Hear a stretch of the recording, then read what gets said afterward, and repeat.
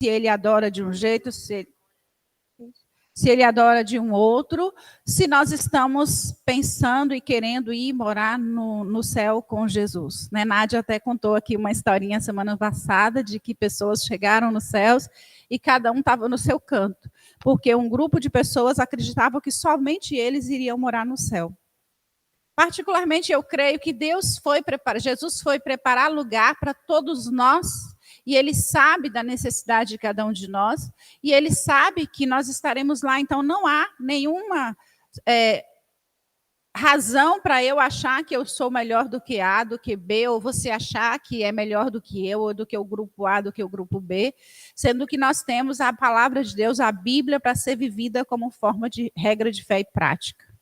Se estamos vivendo essa palavra de forma genuína, de forma íntegra, obediente, né, de forma correta, então não há porquê eu achar que o céu é um lugar só para mim. O céu é lugar só para judeus. O céu é lugar só para samaritanos. E havia isso aqui nos tempos de Jesus. Então, por que também que existe isso? Para mostrar para nós, esse relato foi fixado na palavra e foi passado pelo processo de canonicidade e aprovado, para que nós pudéssemos ler e entender a palavra e parar também de ficar brigando com A ou com B, porque A vai para o céu, porque C vai ficar. Ou porque B vai e eu vou ficar. Então, como cristãos, eu penso que, de forma prática, nós temos que entender que a palavra de Deus, Jesus, ele veio para todas as pessoas, não só para uma classe de pessoas. Temos e observamos o povo que a palavra relata como o povo escolhido de Deus, que foram os judeus, mas a oportunidade, através de Jesus, foi dada para todos aqueles que creem. Então, não é só os judeus que é o povo escolhido de Deus. Os gentios, hoje, eles são achegados através de Jesus, pela oportunidade que foi dada. Então, essa divergência histórica que havia naquele tempo, religiosa, ainda há nos dias atuais. E nós, como cristãos, precisamos entender e amadurecer o nosso conhecimento acerca dessa palavra, de que nós queremos morar no céu, mas o A também vai. Jesus também morreu por ele, e essa passagem da mulher samaritana de Jesus deixar a Judéia para a Galileia e não dar a volta por Decápolis, fazer um percurso mais longo, mas passar pelo meio. Ele estava dizendo para nós: eu sou o Filho de Deus e despide toda a minha glória para estar no meio de vocês. Então, por que nós também não podemos deixar algumas quisilas, algumas situações que muitas vezes o irmão ali fala e a gente fica chateado, irritado e não gosta? Mas o próprio Jesus está nos ensinando de forma prática que os judeus achavam-se perfeitos, mas Jesus estava dizendo: eu estou aqui para ser o divisor de água na vida de vocês, trazendo os samaritanos para também fazer parte. E quando essa mulher encontra com Jesus, a vida dela é transformada. E isso aconteceu comigo e com você. Isso acontece com a igreja nos dias atuais. Então, isso é importante e bem prático para nós, né, que essa aversão que havia entre os judeus, irmãos, há entre nós com alguns irmãos em Cristo hoje, com a igreja A, com a igreja B, com a igreja C.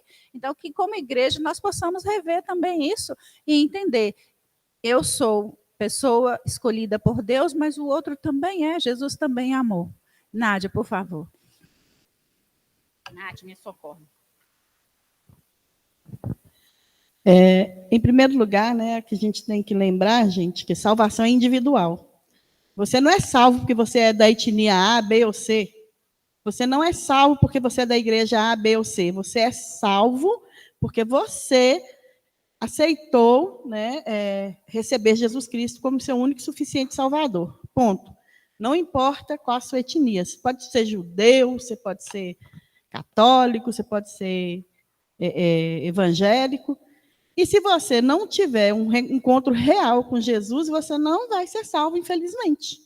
Você vai estar somente sendo religioso, né? Em segundo lugar, essa questão com os samaritanos, ela era uma questão tão grave que Jesus usou uma outra passagem que é do bom samaritano, né?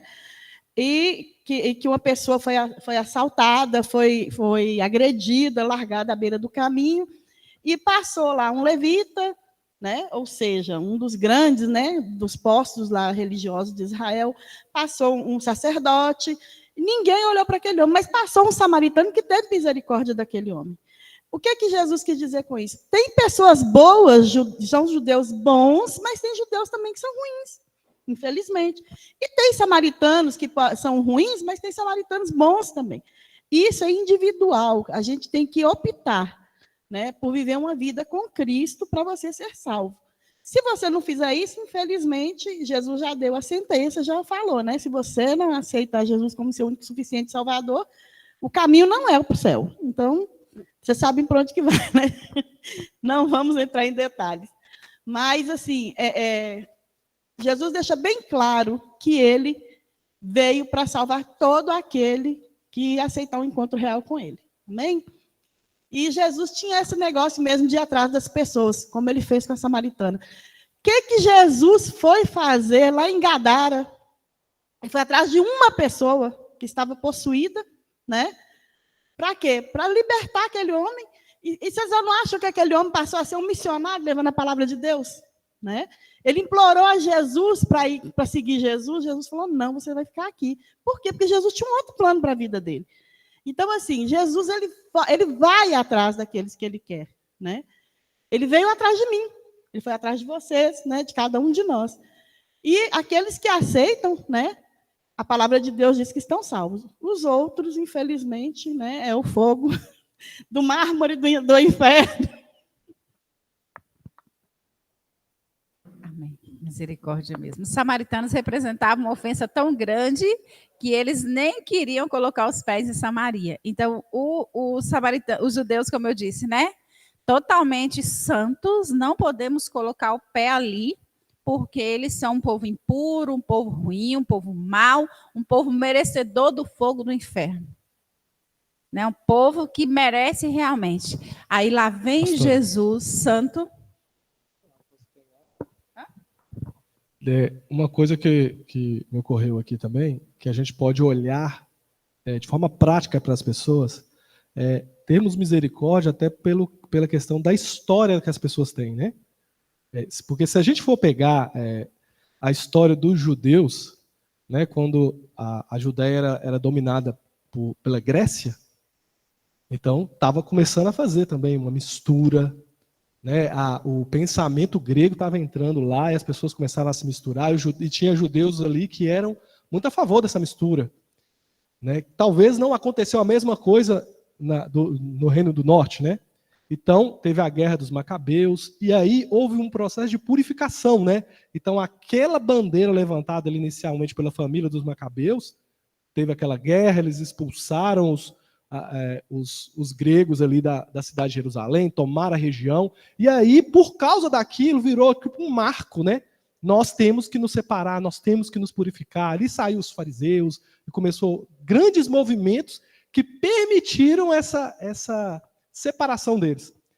O que não aconteceu com os samaritanos. Então, você pensa que eles tiveram oportunidades talvez diferentes, né? E a gente muitas vezes julga os outros porque tiveram oportunidades diferentes. A gente tem que olhar com um olhar de misericórdia. Cara, se eu não tivesse tido o meu pai, a minha mãe, se não tivesse acontecido aquele dia, aquela situação que eu presenciei, talvez hoje eu não estaria aqui. E quando a gente olha para um irmãozinho que não teve, tá no mundão, tá destruindo sua vida, você fala assim, cara, talvez ele não teve oportunidade. Não foi porque eu sou bom, foi porque Deus me resgatou. Foi uma oportunidade que ele me deu. Então a gente tem que olhar com aquele olhar de misericórdia. Cara, Deus, dá um encontro com ele também, promove os meios. E o que os judeus faziam? Né? Eles olhavam para aqueles caras, não, aqueles ali são horríveis, são terríveis, é o mal, mas eles não olham que na história deles não é tão limpinha. Né? Que eles tiveram oportunidades e coisas aconteceram que levaram eles, talvez, a esse ambiente de maior pureza, né? Que a gente pode dizer. Eu fiz aspas aqui, viu, gente? Ninguém está me vendo. De maior pureza. E assim também nós temos que olhar com olhar de misericórdia, porque nós não éramos tão bonzinhos assim também, não. E como Diego disse, nós não éramos tão bonzinhos. E pessoas oraram por nós. Né? Nós somos. Mas em Cristo nós somos novas criaturas e as coisas velhas já passaram, eis que tudo se fez novo. Então, o que, que acontece? Nós temos nossa responsabilidade de orar por aquelas pessoas que nós muitas vezes olhamos para ela e condenamos. Não é direito de ninguém condenar o outro, mas nós, seres humanos, pecadores, fazemos isso a todo momento.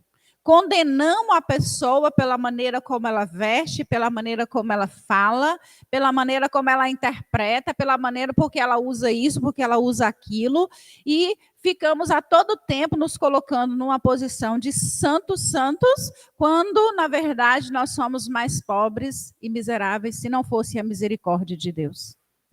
Então, como nossa responsabilidade, como eu estava dizendo, Jesus santo, soberano, Filho de Deus, decide, não, eu tenho que fazer um percurso diferente para encontrar unicamente com uma pessoa. E muitas vezes nós falamos, mas se eu for, tem pastores, eu já ouvi, amados, pessoas que só vai pregar em algum lugar se tiver uma multidão de pessoas. Se tiver uma única pessoa, eles não vão, porque não é interessante. Não vou não, porque eu sou importante, porque eu isso, porque eu aquilo, e então eu não vale a pena eu ir até lá. Mas a gente entende e aprende na história da mulher samaritana que Jesus, a todo momento, em outras passagens bíblicas também, ele foi a uma cidade, ele fez um percurso diferente para encontrar uma única pessoa. E é isso que, como cristão, nós temos que aprender, é isso que a escola bíblica nos ensina, a ir atrás de uma única pessoa e, como responsabilidade cristã, orar uns pelos outros, interceder pelos mais sensíveis, por aqueles que ainda não tiveram oportunidade, por aqueles que ainda não puderam encontrar ou não se achegaram a Deus. Então, a responsabilidade é nossa. Jesus nos deixou essa passagem para que nós pudéssemos entender o que é necessário fazer. Uma única pessoa? Sim, eu irei passar por uma cidade distante por causa de uma única pessoa. Uma única família? Sim, eu irei até lá para falar do amor de Jesus por essa única família. E é isso que a história da mulher samaritana vem trazer para nós através desses princípios. Aqui também eu coloquei Sicá, geralmente identificada como a atual Ascá, não muito distante da tradicional Poço de Jacó. Isso é mais falando sobre a história. Vou até pular esse aqui. Outra situação que a gente vê também em Gênesis 8:48, voltando lá na lei de Moisés, no Velho Testamento, no livro de Gênesis, que quando Jesus relata que ele estava cansado da viagem, ele realmente estava, porque Gênesis 8:48 vai dizer que essa passagem, que aquela região era uma região montanhosa. Aquela região era uma região de difícil acesso, por eles estarem andando. E como a gente entende, hoje você vai na esquina, você vai na padaria, amor? Você vai de carro. Aí... Estou brincando com ele, porque quando eu não tinha carteira, ele falava assim, eu vou de carro mesmo, porque eu já andei muito a pé. E eu falava, não, a gente tem que ir a pé. E hoje eu falo também, eu vou de carro porque anda mais rápido. Então, a gente muda as questões das falas. Então, amados, hoje tudo que a gente vai fazer, a gente quer fazer de carro, a gente quer fazer de Uber, a gente quer fazer de táxi, irmão Maurício?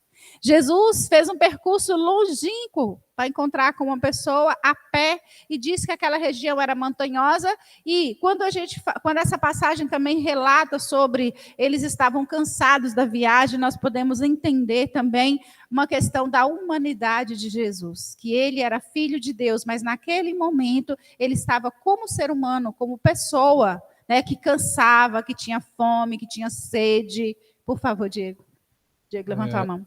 É interessante, gente, eu estava olhando aqui no hebraico, aqui no grego, a palavra Sicá. E Sicá é chamada cidade dos bêbados.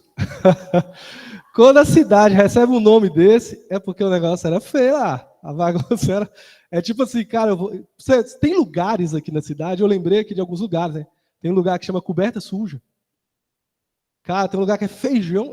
Não é o nome do bairro, É feijão semeado. Então, mas é como se Jesus fosse no Cidade dos Bêbados, como se fosse um apelido. Não é um apelido, era o nome da cidade, mas para a cidade pegar um nome terrível desse, a Cidade dos Bêbados, é porque o negócio lá era feio. Imagina aqueles discípulos entrando ali com medo de tocar em qualquer um. Deve ser um trem horror, como se fosse Eu já imagino um lugar assim, né? Um lugar que já é mal falado, um lugar que é terrível. Mas Jesus foi lá encontrar a pessoa mais terrível. Então, gente, antes da gente dar continuidade aqui, né, eu quero colocar a pergunta de Alisson, eu quero incentivar os irmãos a lerem o texto que eu coloquei lá no grupo, tá? E lá, a pergunta dele era, o judaísmo tem uma base de sacrifício que não existe mais. Isso é só para a gente encerrar esse assunto, para entrarmos no outro. Mais de 2000 anos sem sacrifício. Como fica o judaísmo sem o sacrifício? Alguém pesquisou? Alguém olhou? Ninguém entendeu? Né? Então, outra pergunta que foi colocada, são os judeus salvos porque são povo escolhido de Deus? Os judeus não serão salvos? E eu coloquei uma breve, colocamos aqui, fizemos alguns estudos, não vou ler todo o texto, mas gostaria que vocês fizessem esse estudo que eu coloquei lá no grupo, desse uma lida, para que é a nível de conhecimento mesmo, né? Deus não é injusto e nunca será. Isso é uma fala que a gente tem pronunciado todos os dias. Ele nunca será injusto. Se por um lado não se encontrava, na Bíblia a gente não encontra um versículo bíblico claro que afirma que há salvação para os judeus fora do Messias. Então, todo o tempo a gente está vendo a palavra dizendo que é em Cristo Jesus que eles realmente eram o povo escolhido de Deus. Eles são o povo escolhido de Deus. Mas, através de Cristo, né, eles continuam sendo esse povo escolhido, porém, Cristo veio para nos dar essa oportunidade de chegarmos a Deus e também disse que através do Messias, através de Jesus, não há nenhum outro versículo que condena os judeus dizendo, não, se eles não aceitarem Jesus, eles terão o fogo eterno. Então, a gente não encontra na Bíblia um versículo que diz, os judeus serão salvos só com o Messias. Também não encontro nenhum outro versículo que fala que se eles não é nenhum versículo que encontra que eles são como é que eu posso dizer a palavra? Que eles serão destruídos, condenados, se eles não tiverem Jesus. Então, ou seja, é uma questão exclusivamente divina. É uma questão de Deus. Quem vai decidir se eles serão salvos, se a base do sacrifício do judaísmo, se não tem mais judaísmo hoje, não tem mais altar, não tem mais sacerdote, somente Deus vai discernir nos últimos dias quem serão, se eles serão. Nós entendemos que a palavra de Deus nos dá esse versículo que diz que em Cristo todas as pessoas se achegarão a Deus. João 14,6 diz que ele é o caminho, a verdade e a vida, é o que está visível aos nossos olhos hoje. Mas Deus tem seus planos perfeitos e ele é quem vai saber quem é a pessoa. Ele foi quem escolheu o povo judeu, ele é quem conhece o povo judeu e que conhece nós também, que sabe muito bem quem somos. Então, somente ele vai dizer, não, é através de Cristo? Nós, gentios, é através de Cristo. Mas se ele tem um plano para ele, é uma questão divina, é uma questão dele. Né? Aí eu coloquei mais adiante, assim, eu pesquisei, viu, gente, lá na nossa amiga internet, tem muitos textos bons, a gente sabe que tem muitas coisas ruins, mas que ela tem muitas coisas boas, e fiz uma pesquisa também em um livro, né, que a gente tem sobre religiões, e os judeus são um povo escolhido de Deus, de acordo com Deuteronômio 7, versículo 6. Mas isso não automaticamente salva todos os judeus. Jesus disse, eu sou o caminho, a verdade e a vida, ninguém vem ao Pai senão ao Filho. Ninguém inclui judeus e gentios. Inclui judeus e gentios. Mas como eu disse, né, para um judeu ser salvo, ele deve vir a Deus, o Pai, através de Jesus, o Messias. Mas lembrando que Deus é quem sabe todas as coisas. Eles podem ser salvos, sim, porque Deus tem um plano para a vida deles. O que nos foi revelado é essa passagem de João 14,6.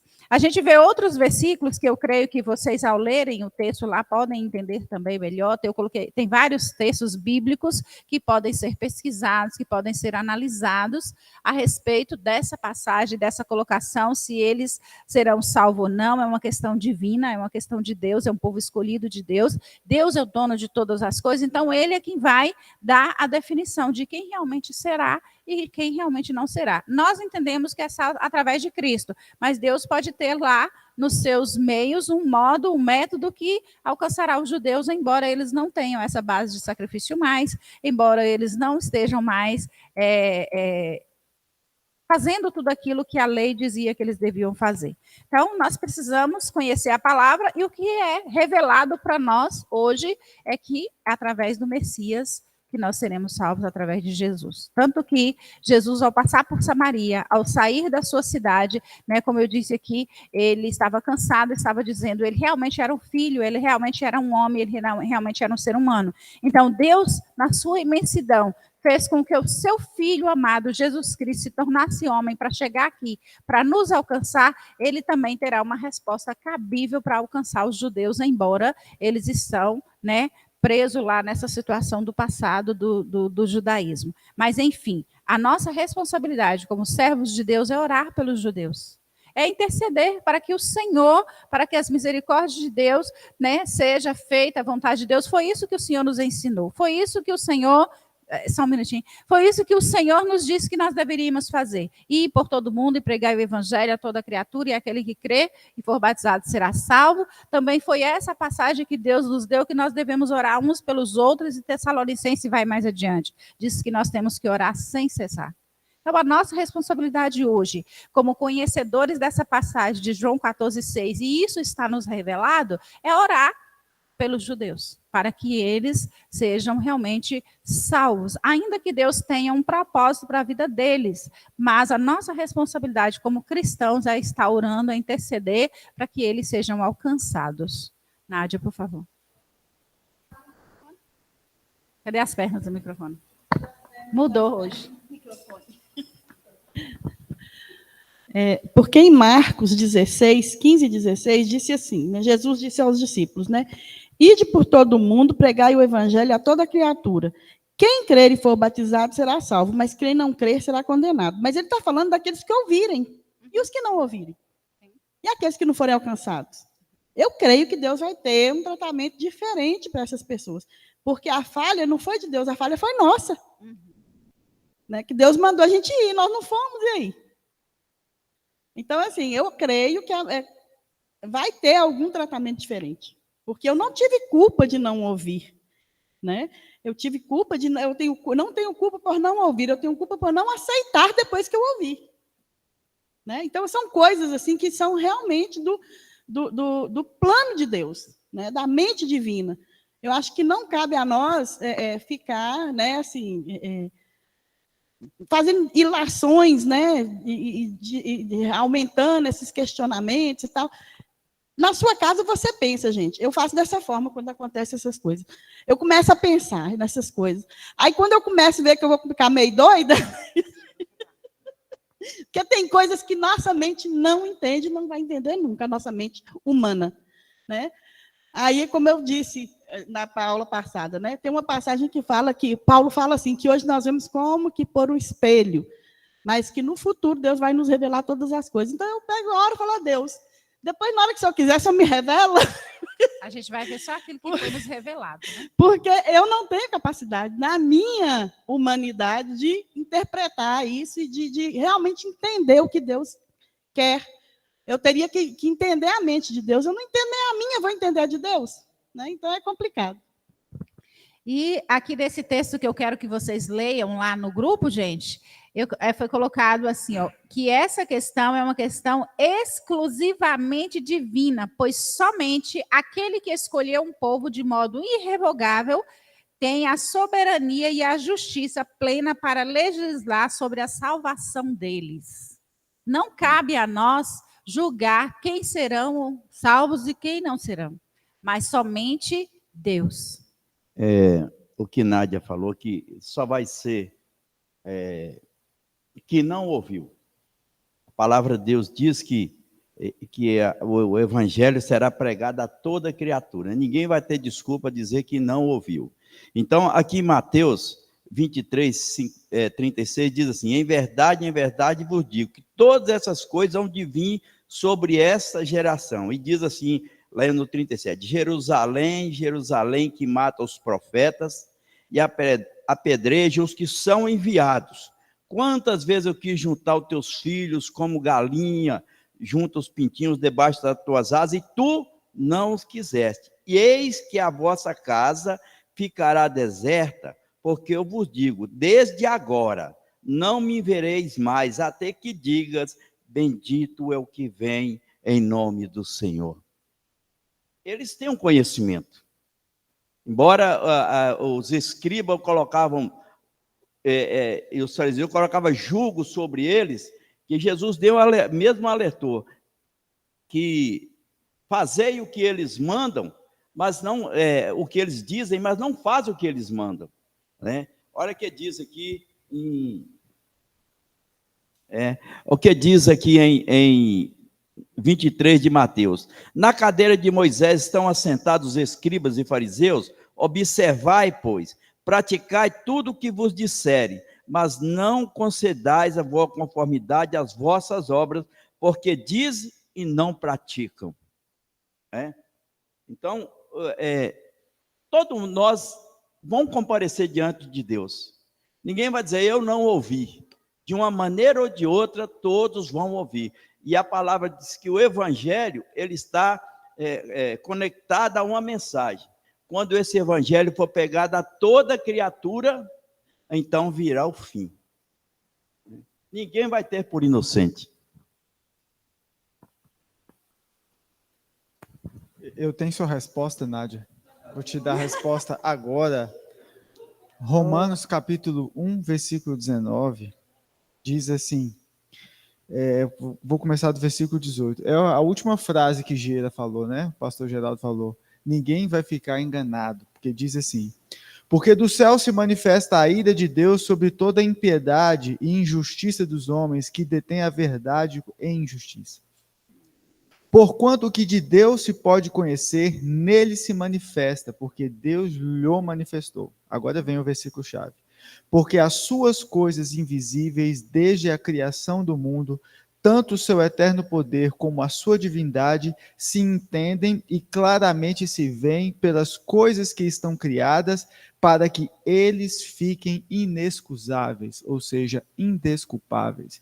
Então, a natureza, ela revela a glória de Deus. Eu até já discuti isso com o pastor Alquimim. Então, Deus, ele vai ter o seu tratamento com cada um individual. Todos nós chegaremos perante Deus e seremos julgados, né? Tanto aqueles salvos como aqueles que não são salvos. Aqueles que não são salvos, eles serão julgados já para condenação. E os salvos, as suas obras serão queimadas para ver se eles têm peso de justiça ou não, né? Então, a natureza, ela expressa a glória de Deus. E cada um vai ser julgado, uma pessoa que está lá no Paquistão, e ele pode ter esse relacionamento divino com Deus, os índios também podem ter esse relacionamento divino com Deus, porque diz aqui que a criação, aqueles que veem a criação de Deus, eles são indesculpáveis, porque eles compreendem claramente que Deus existe, né?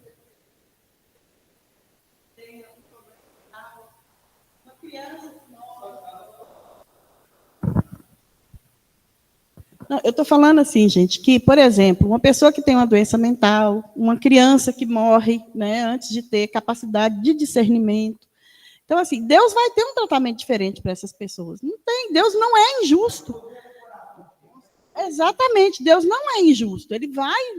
Eu creio que ele vai, sim, ter um tratamento. Eu penso dessa forma, né, gente? Deus pode, a qualquer momento, revelar a qualquer um de nós como que vai ser, né? E é o que a gente espera, né? Mas, assim, tem várias situações, é igual você está falando, os indígenas, mesmo as tribos mais remotas, eles têm um Deus que eles adoram, né?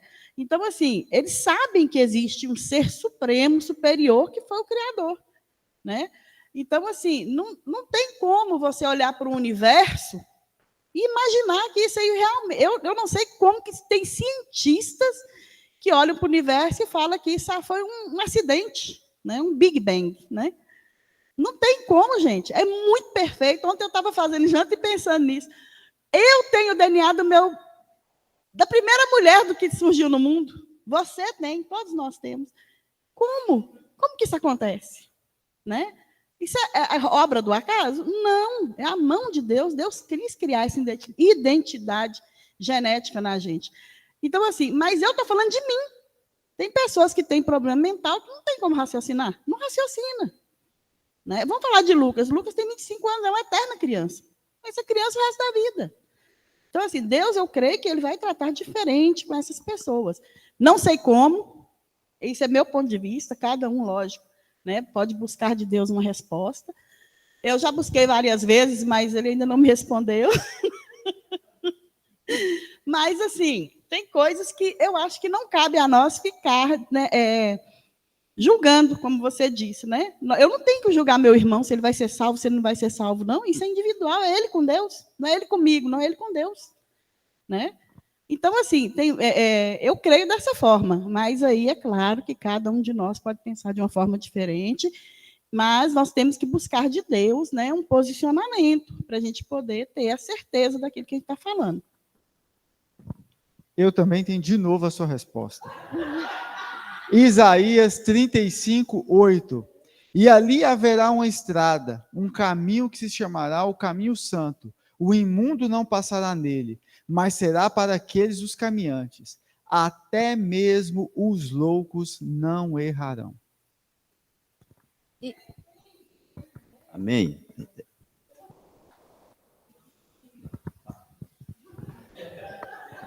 Tem uma outra passagem também, gente, que fala o seguinte, que existem pessoas, né, que no caso ele estava falando dos escribas e fariseus, Jesus está falando dos escribas e fariseus, que eles nem entravam pela porta, né, da salvação e nem permitiam que outras pessoas entrassem. Então, assim, são coisas que a gente tem que pensar muito a respeito para a gente poder... Eu sei o seguinte, eu sei que eu quero ser salva, entendeu? Eu sei que eu não vou merecer a salvação nunca, porque isso é um fato, nenhum de nós merece. É graça. Eu quero ser salva, eu quero estar lá, entendeu? E que todos nós possamos estar lá. Amém? Amém. Amém? É o que Nádia falou, assim, a pessoa que não tem um raciocínio. Às vezes é uma eterna criança, ele não tem como raciocinar. Quando Jesus estava na sua peregrinação, algumas crianças queriam chegar até ele. Aí eles impediam que as crianças chegassem até ele. Ele disse, deixa vir as minhas crianças. As meninas viram assim, aquele que não se tornar como uma criança não entrará no reino dos céus. Criança, às vezes, ela não tem um raciocínio, né? Mas são escolhidas do Senhor. Quando Deus planejou cada pessoa, Deus planejou com o intuito de ser vencedor e próspero e conhecedor da sua. Mas por causa de genética, às vezes, dos pais, acontece de ter uma deficiência que ele não consegue raciocinar. Mas diante de Deus, ele é puro, porque ele não age de acordo com a sua consciência, né? Então eu penso assim, que Deus não leva em conta o tempo que nós não conhecemos a Deus, né? Mas tem o tempo da razão, que você começa a raciocinar, que, por exemplo, a criança mesmo, ela começa a raciocinar dos 7 anos em diante, porque ela começa já a ter o seu caráter formado. Ela começa a pensar, ela tem direito, ela começa a ler, ela começa a discernir algumas coisas, ela sabe o que é certo e o que é errado. Uma criança, por exemplo, se botar assim uma coisa venenosa assim, ela estiver dando no chão, ela vai pôr na boca, porque ela não raciocina, ela não sabe se aquilo faz bem ou mal. Então, a pessoa que ela não tem um raciocínio correto, geralmente ela não vai saber discernir.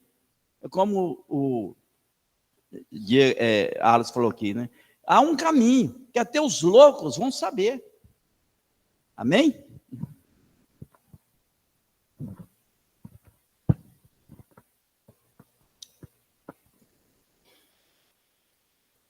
Assim, só para voltar, né, gente? Realmente eu concordo muito com o que o irmão Alice falou, até estava falando com ele antes dele trazer os versículos, né, que Deus se mostra, né, para essas pessoas. Mas, assim, trazer para o nosso contexto hoje, né, eu acho que é o mais importante, contexto brasileiro, contexto de Montes Claros. Hoje o evangélico é superior a 30%, e mesmo assim não quer dizer nada, né, em termos de salvação. Mas a gente tem que pensar num país evangelizado igual o nosso, né? Só tem um caminho. As pessoas não são É difícil dizer aqui dentro da nossa realidade que as pessoas são, a maioria das pessoas, né? Elas não conheceram a Jesus, elas não tiveram acesso a Deus. É muito difícil. Então a gente a gente também tem que tomar cuidado com a relativização da verdade, né? Então, porque senão a gente vai acabar caindo naquele contexto. Todos os caminhos levam a Deus. Eu, do meu jeito aqui, eu chego em Deus, eu chego na salvação, eu chego em Jesus. Nós, povo brasileiro, é mais difícil, porque a gente foi muito evangelizado, a gente tem muito acesso à palavra de Deus. E só existe um caminho. Dá para relativizar um pouquinho a vida do índio, mas a nossa não. Eu acho que, voltando, assim, o que mais importante é isso, né? A gente tem que estabelecer essa base. É Jesus Cristo. É crer no Senhor Jesus, né, de todo o coração, confessar Ele com a nossa boca, e você vai ser salvo. Né? E a partir daí, gente, a gente tem que olhar, na verdade, aos frutos da salvação. Porque o salvo, se a gente for olhar em Tiago, né, mostra a sua fé que eu te mostro as minhas obras. Então, o salvo, ele vai dar frutos de salvo. Né? É para a gente também olhar para a nossa vida. Porque eu sei que naqueles fariseus tinha muita gente que tinha certeza que era salvo. E acordaram num lugar terrível. Porque eles estiveram frente a frente com Deus do universo e mataram ele. E crucificaram. E blasfemaram. Esse é o cuidado que a gente tem que ter. Porque nós somos pessoas que não tem muita desculpa para nós, não. Né? Continuando, né? Então, eu sei que é bem vasta essa questão dos judeus, do povo escolhido, do povo de Deus e das pessoas que serão salvas, que nós devemos nos ater àquilo que nos é revelado, a palavra de Deus, viva e eficaz. E a gente também observa que João Batista também advertiu os próprios judeus a respeito da confiança, de que eles tinham a confiança na sua linhagem, que eles seriam salvos. Mas ele disse que deveriam produzir frutos dignos de arrependimento. Então, tanto eles como nós precisamos todos os dias, né, produzir esses frutos dignos de arrependimento, de confiança, de fé, e saber que Jesus é o nosso caminho, e orar uns pelos outros. Quando ela disse também a questão das crianças, eu particularmente também creio naquilo que a palavra disse, que as crianças das tais são o reino dos céus. Entendemos também que a Bíblia, ela revela Deus, ela fala de Deus e ela revela o próprio Deus. E que todas as coisas foram criadas por Deus. O Salmo 119 diz que nós temos revelações especiais de Deus e a revelação geral de Deus. Dois tipos de revelação. Deus tem se revelado ao seu povo de inúmeras maneiras. E uma das formas, como diz o Salmos 19, é que ele se revela através da natureza, ele se revela através das pessoas, das coisas, que é a revelação geral. Então, todas as pessoas têm acesso, como o irmão Ares também disse, elas não errarão o caminho, até os mais simples, eles ouvirão e eles verão e eles saberão que eles estão nesse caminho, porque Deus há de se revelar a todos nós, a todos aqueles que, né, ouvirem e crerem, mesmo que não ouvirem, Deus se revela através da natureza, porque o Salmos 19, ele vai dizer que, deixa eu ver, os céus declaram a glória de Deus e o firmamento anuncia a obra das tuas mãos. Então, nós podemos ver Deus através da revelação da natureza. E nós hoje, cristãos em Cristo Jesus, temos ainda a revelação especial. Então, além da revelação geral, que é aquela que todas as pessoas têm acesso, nós temos a Bíblia, que é a revelação especial, a palavra de Deus, e nós temos Jesus Cristo, que conhecemos, né, e entendemos que ele veio, morreu por nós e foi de encontro a inúmeras pessoas, a uma, a duas, a três, a multidões de pessoas, para que essas pessoas para que essas pessoas fossem salvas. Então, a revelação geral é uma revelação de todas as pessoas. Os índios, nos mais remotos lugares, eles têm a revelação geral de Deus. E nós, responsabilidade nossa, orar para que as pessoas tenham a revelação especial, que é a revelação de que Cristo é o único caminho, é a única verdade e a única vida. Então, essa é a nossa responsabilidade como cristãos. Pastora, só uma dica, gente, para quem quiser aprofundar nesse assunto, eu me lembrei aqui, Cristianismo Puro e Simples, C.S. Lewis, faz uma reflexão boa sobre isso, sabe?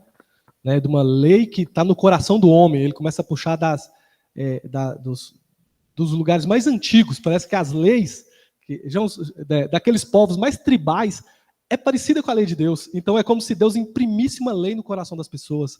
Então as pessoas fazem as coisas erradas, mesmo sem nunca ter ouvido falar de Jesus, e eles são indesculpáveis por aquele motivo também. E ele vai trazendo uma reflexão muito boa, cristianismo puro e simples, se vocês quiserem aprofundar nesse tema, é bom. Então, continuando, samaritanos, como nós já falamos, naquele dia, os desprezados samaritanos estavam recebendo, né, Jesus, que tinha saído com uma missão, veio, na verdade, com uma missão. Ele estava cansado da viagem, ele fez uma viagem longa, estava mostrando a humanidade de Jesus, que ele era homem, que ele se cansava, que ele tinha vontade de comer, que ele tinha sede, e ali a gente vê ele no versículo 7, diante de um poço, assentado, e vem uma mulher para tirar água.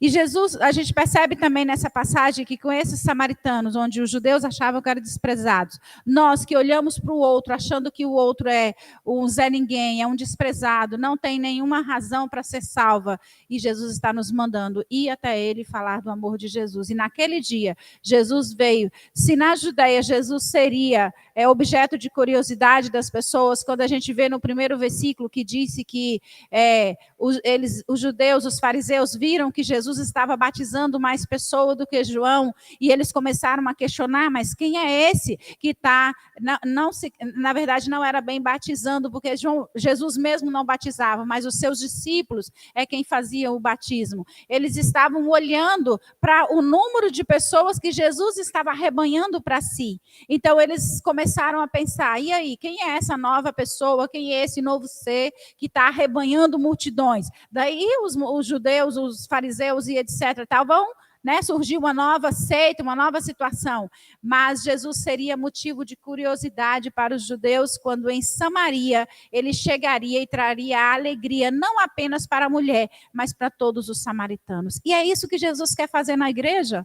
É isso que Jesus quer fazer na vida das pessoas? É isso que Jesus quer fazer na vida de uma pessoa que a gente nem sequer dá crédito ou olha para ela e fala, que pessoa perdida, essa pessoa merece isso ou aquilo? Todos nós merecíamos, mas Deus nos olhou, para os nossos pecados e nos deu a oportunidade, através da oração de um irmão, de receber a revelação especial de Deus, que foi Jesus Cristo, o caminho, a verdade e a vida. Então, há pessoas aí fora também precisando de receber essa revelação especial de Deus, que é Jesus. E é nossa tarefa, nossa responsabilidade orar para que essas pessoas também recebam a revelação especial. E aqui em Samaria, a gente vê os textos mostrando que Jesus estava se revelando, e se eu não me engano, é um dos momentos que Jesus se revela como Deus também para aquela mulher. Então, o versículo, ele disse que Jesus, naquele momento, ele disse, eu sou, ele era.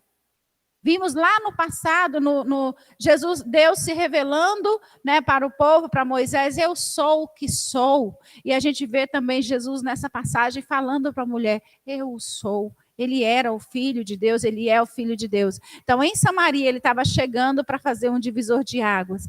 E no encontro com Jesus, as paredes divisórias, então, tudo aquilo que impedia que os samaritanos vissem, essa parede é removida, o evangelho se faz presente. A gente pode ver em Gálatas 3, 28 e Efésios 2, 14. Alguém pode ler, por favor? Gálatas 3, 28. Acho que eu não coloquei aqui. Gálatas 3, 28 e Efésios 2, 14. Quem primeiro achar, levanta a mão.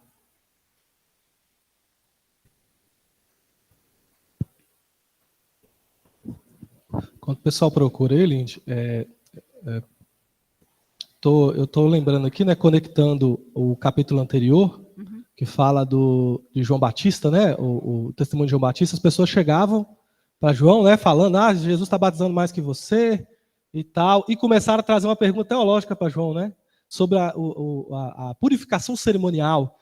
Então, naquela região onde Jesus estava, que ele saiu para Samaria, estava se formando assim um monte de debatezinho teológico, que infrutífero, e fez com que Jesus for procurar o quê? As pessoas mais simples. Então, também é uma coisa da gente refletir nesse tema, quando você está falando muito essa questão, começou aquele debate infrutífero, aquela coisa ali, aquelas briguinhas entre discípulos de João, tá?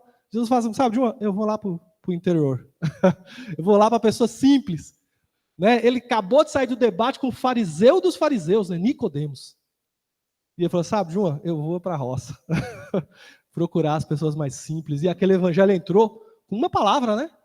De revelação sobre a vida daquela pessoa. Não teve debates teológicos. Então a gente tem que tomar cuidado com isso. Quando o nosso cristianismo começar a virar só uma questão vaidosa, né? De querer questionar e querer saber por saber. O mais legal não é o que você sabe do evangelho, mas o que você vive do evangelho. E às vezes as pessoas querem colocar os conhecimentos que elas têm, os títulos que elas possuem, e esquecem da simplicidade do evangelho. E as pessoas não precisam de grandes coisas, elas precisam conhecer Jesus. Elas não precisam. É claro que é importante o estudo, o conhecimento adquirido, e a gente poder esboçar um texto com sabedoria, com conhecimento, mas eu estava estudando também essa semana e orando a Deus, eu tenho orado graças ao Pai, Ele tem falado muito comigo nesses últimos tempos, e eu analisando a vida dos discípulos, eles eram, a maioria, homens incultos. Homens que não tinham títulos, que eram pescadores, que eram homens simples, que eram homens, né, incultos. Mas Deus usava de tal maneira e pessoas eram alcançadas. O que Jesus quer de nós como igreja é uma simplicidade, como ele mencionou o livro de C.S. Lewis, o cristianismo puro e simples. Ele quer de nós pessoas que amem o outro como realmente ele precisa ser amado. Nós estamos enfrentando uma situação, um tempo onde as pessoas não são amadas, onde as pessoas têm depressões, onde as pessoas enfrentam momentos inúmeros, pessoas sofrem por falta do amor puro e simples, da palavra de Deus, de um eu te amo, de às vezes as pessoas estarem em uma multidão e sentirem só. Está aqui a igreja cheia de pessoas, ou os filhos em casa, a família enorme e o filho sentindo só porque os pais estão tão ocupados com outras coisas, estão tão ocupados com ganhar dinheiro, estão tão ocupados com a televisão, com o jogo de futebol, com o WhatsApp, e esquece o filho totalmente jogado no quarto, né, à mercê das redes sociais, das mídias. Então, que Jesus está nos mostrando não assuntos fortíssimos, claro que eles são importantes, mas a simplicidade do evangelho, a simplicidade de Jesus chegar até as pessoas e fazer a diferença na vida delas. O que precisa não é a quantidade de conhecimento que você tem a respeito de culturas ou de povos, nações, línguas, mas o que a palavra de Deus tem feito no seu coração, no seu dia a dia e na nossa vida como igreja, como povo santo, escolhido e separado de Deus. Vamos lá para Gálatas? Gálatas 3:28, quem abriu? Ninguém? Se não abriram Gálatas, eu vou ler Efésios, porque eu abri. Amém? Não há judeu nem grego, escravo nem livre, homem nem mulher, pois todos são um em Cristo Jesus. Amém? Todos são um em Cristo Jesus. O que nós precisamos ter? Todos são um em Cristo Jesus. Efésios 2:14, alguém abriu ou não? Efésios 2:14. O qual é o penhor da nossa herança para a redenção da possessão adquirida para louvor da sua glória. Tudo é para a glória de Deus. Tudo é para louvor e glória do Senhor. E no encontro com Jesus, aquela parede foi quebrada, foi removido aquela montanha, aquela situação que havia entre judeus e samaritanos, e a partir de agora, aquela cidade também recebe Jesus como Senhor.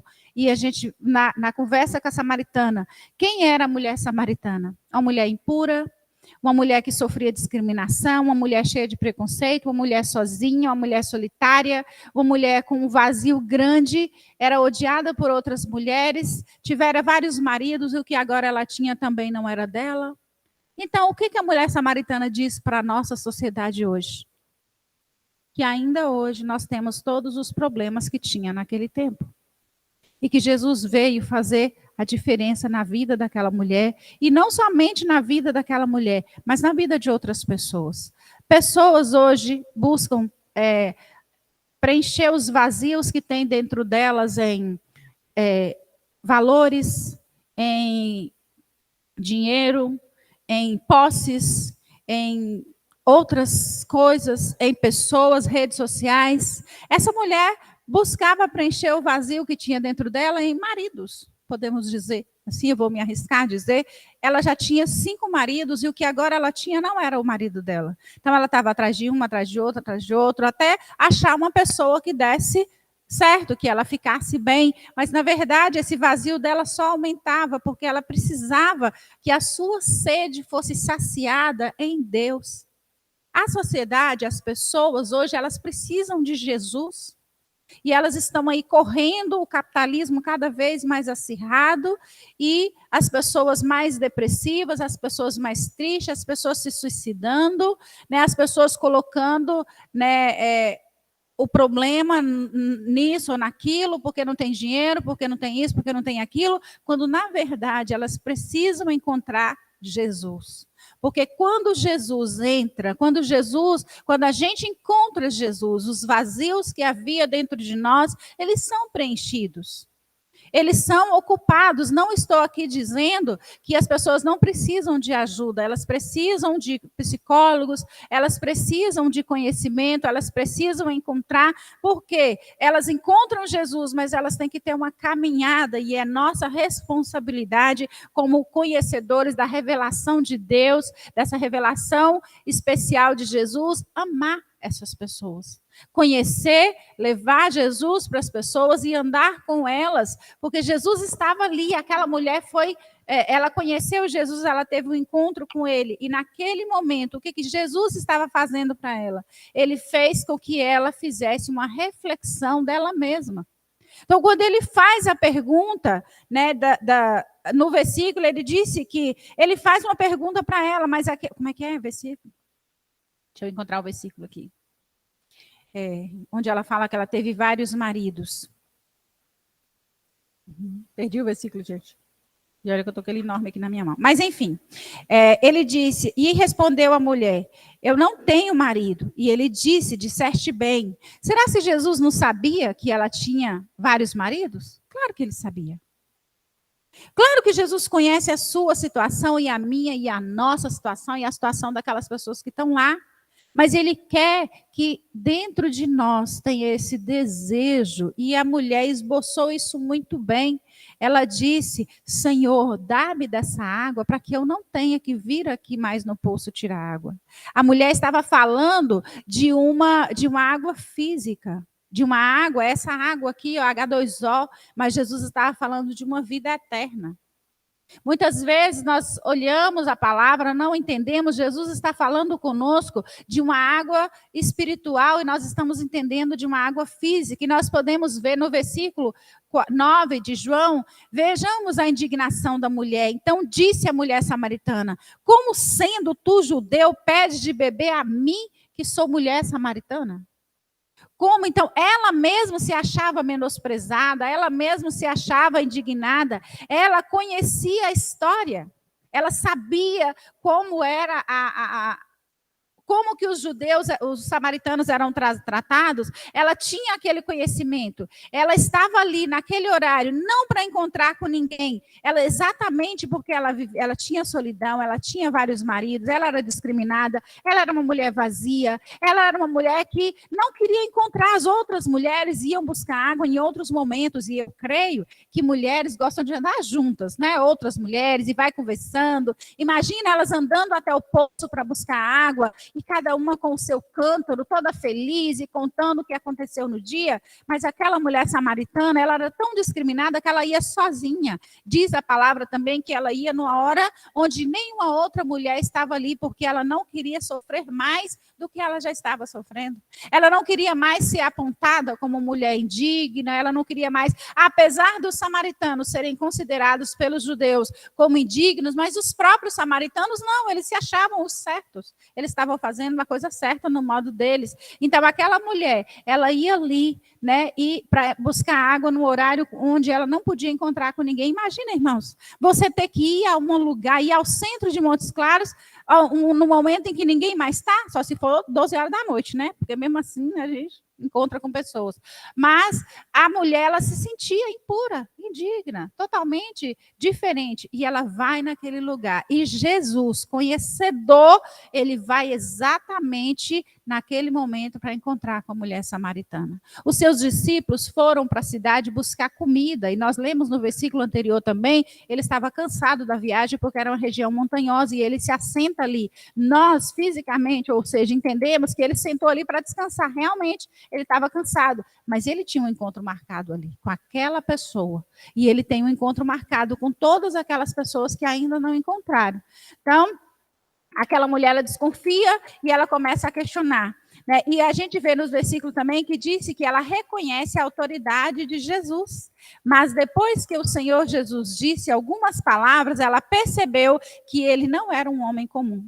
Ele era um homem diferente. E ela o chama de Senhor no versículo 11. E ela disse, Senhor, tu não tens com o que tirar e o poço é fundo. Eu estava fazendo uma pesquisa e disse que esse poço tinha mais de 100 metros de fundura, outros falam que até 30 metros de fundura, e ele não tinha nenhum vaso, nenhuma corda, né, para tirar a água. E ele fala, e ele responde para ela, e ela fala assim, és tu maior do que o nosso pai Jacó, que nos deu o poço? Olha, ela estava pensando no físico, ela estava pensando na matéria. E às vezes nós olhamos para as pessoas e só vemos o que nos é exterior, aquilo que é. Eu olho para você e falo assim, mas você é assim, você não tem condição de abaixar aqui para pegar isso ou aquilo, porque é muito complicado para você, mas Jesus estava olhando além. Então ele disse, onde tens a água viva? E és tu maior do que o nosso pai? E Jesus responde, qualquer que beber dessa água tornará a ter sede. Qualquer pessoa que tornar a beber dessa água, nós bebemos 1 litro, 2 litros durante o dia e ainda continuamos com sede. Mas quando nós nos alimentamos dessa palavra da verdade, aquele vazio que havia dentro de nós, ele é saciado pela palavra. Então, quando a gente conhece, quando as pessoas lá fora conhecerem Jesus, elas serão saciadas. Elas precisarão, sim, serem acompanhadas, serem discipuladas, serem ensinadas, mas elas conhecerão essa palavra e elas serão alimentadas dessa verdade. Né? Todo aquele que beber dessa água tornará a ter sede, mas aquele que beber da água que eu lhe der, nunca mais terá sede. A água que eu lhe der fará nele uma fonte que jorrará pela vida eterna. E é isso que Jesus quer fazer. Né? A mulher falava de água física, mas Jesus falava de eternidade, de transformação, de cura. E é isso que ele faz quando as pessoas encontram com ele. Quando ele decidiu sair da Judéia para passar por Samaria, ele queria levar cura para aquela mulher e para aquela cidade. Quando ele decidiu passar por aqui, é porque ele queria trazer cura para você e para mim. Quando ele decidiu passar lá na sua casa, é porque ele queria trazer cura para a sua família, para os seus filhos, para os nossos. E nisto, ela sentiu que suas palavras tinham autoridade e poder e não podiam ser ditas por uma pessoa comum.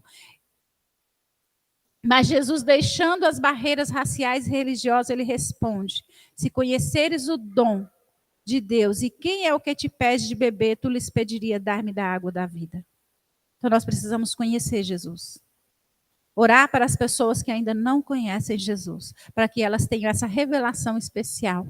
Nós temos a revelação geral, amados, mas nós precisamos que a revelação especial seja fixada no coração de cada um de nós. Que a revelação especial seja fixada no coração daquelas pessoas que nós amamos, que nós conhecemos, ou talvez que nós nem sequer conhecemos, mas que essa revelação venha para a vida de outras pessoas também. E ali em Samaria, né, o Senhor dá água para aquela mulher, o Senhor fala com ela e Jesus, ignorando a pergunta, ela faz outras perguntas, e Jesus, como ele tinha iniciado a conversa, né, ele procura dirigir a atenção para o sentido espiritual. Então, a mulher fala de físico e ele fala de espiritual. Pensa na luta. Deus está te amando, falando, vem para o caminho, e você está dizendo, mas eu quero ir para lá.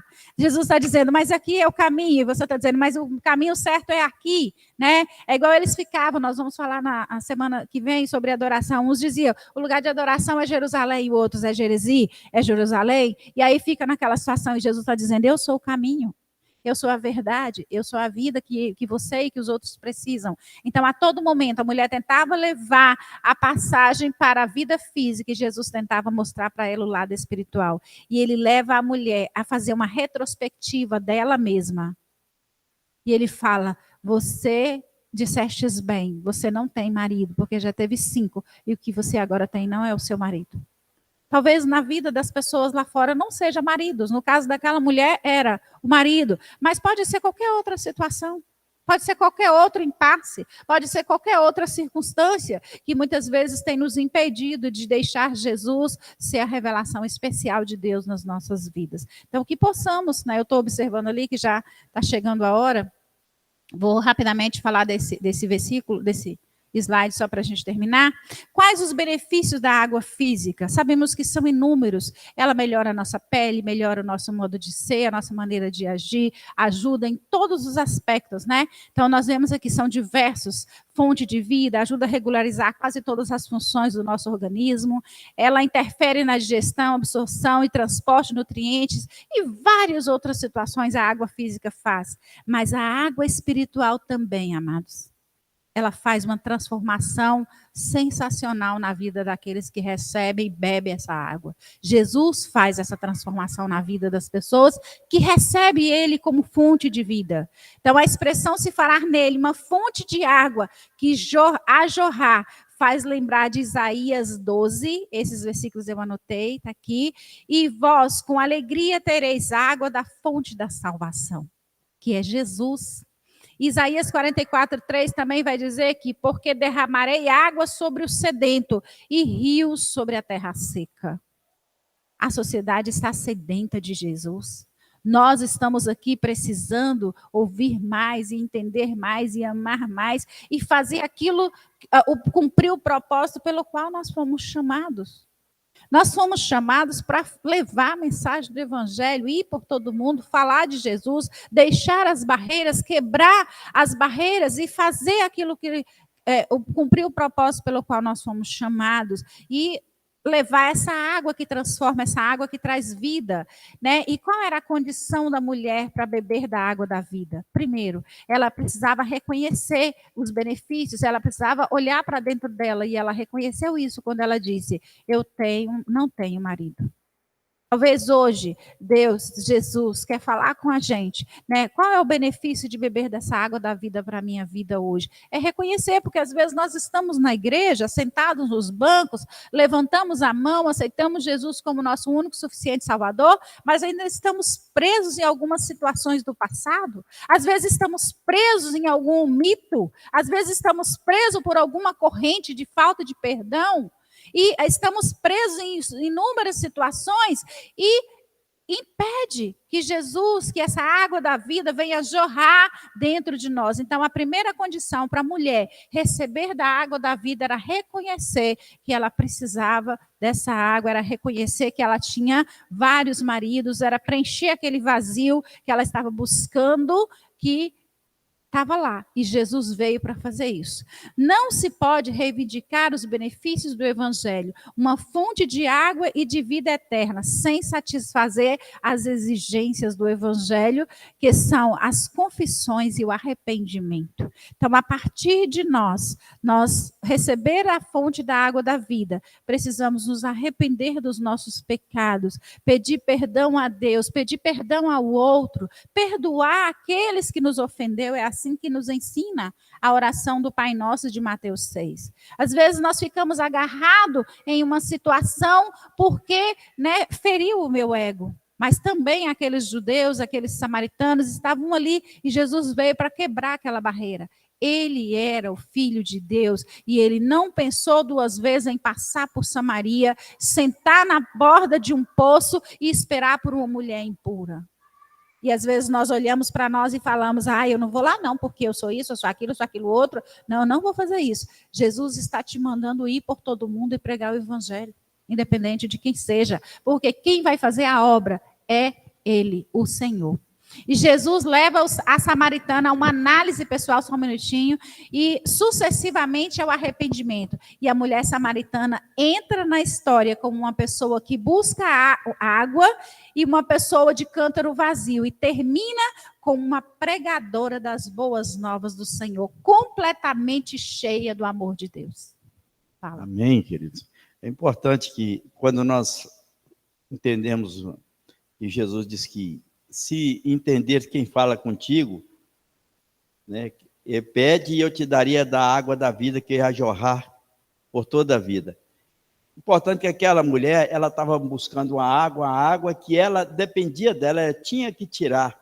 Era uma água que saía de dentro para fora. Mas a água que Jesus estava falando é uma água que vem de fora para dentro, de transformação, né?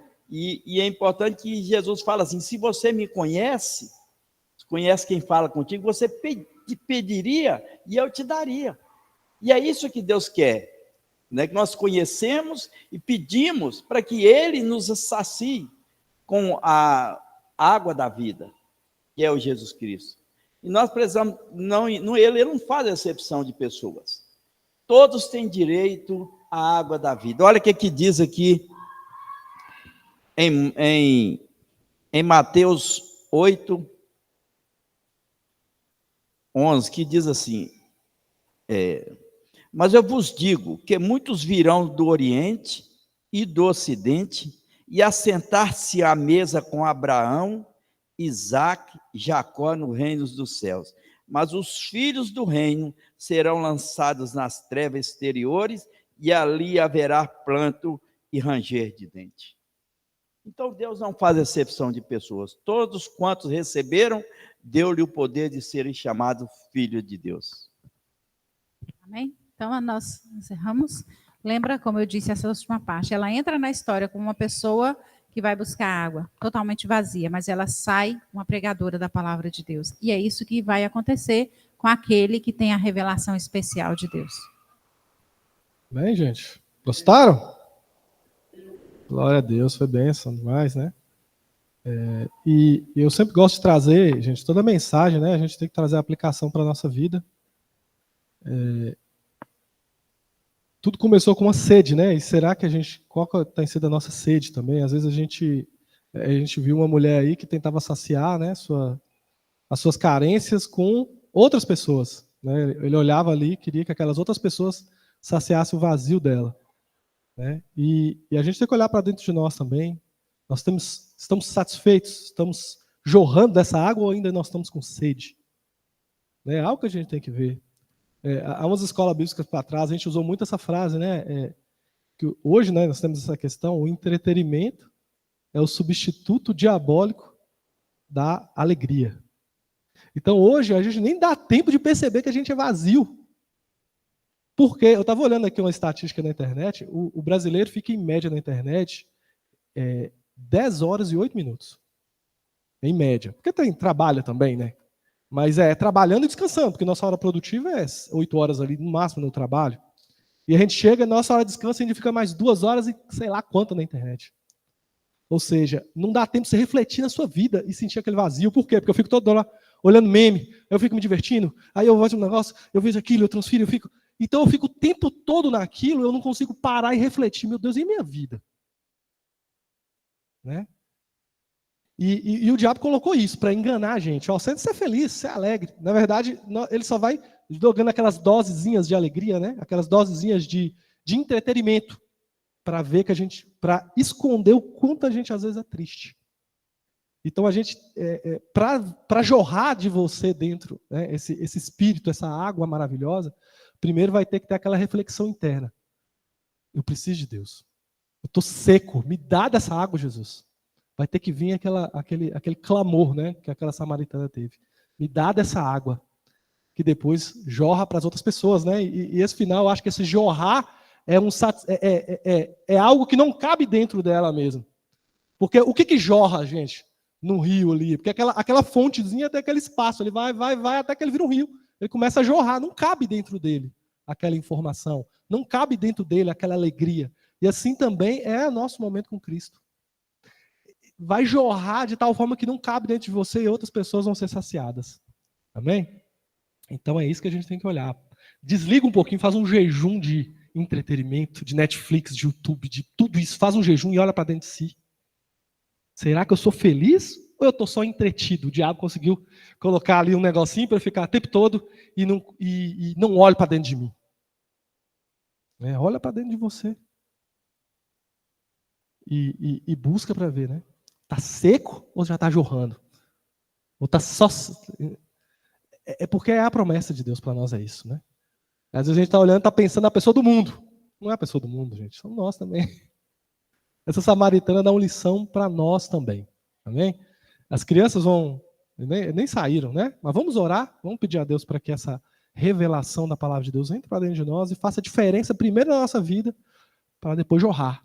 Não preocupe em jorrar para as outras pessoas ainda, não. Preocupe em se encher primeiro. Né? O pastor Geraldo vai falar, gente. E aí aproveita e vai orar para essa verdade entrar no nosso coração. Amém? Só para nós fecharmos aqui, ontem nós estávamos participando de um encontro de escola bíblica, do Capacitar, e o pastor Zé Horta nos disse antes, na escola bíblica, que nós não passamos conhecimentos, nós passamos informação, porque o conhecimento é pessoal. Eu passo a informação para você e você vai buscar o conhecimento, aquela informação vai te dar o conhecimento. Então a palavra de Deus diz, conhecereis a verdade e a verdade vos libertará. Então é que nós temos que, é o que Diego falou, nós temos que ter essa sede de conhecimento. Eu quero conhecer, eu quero aprender, porque eu quero que outras pessoas conheçam também. Amém, queridos? Vamos ficar de pé, então?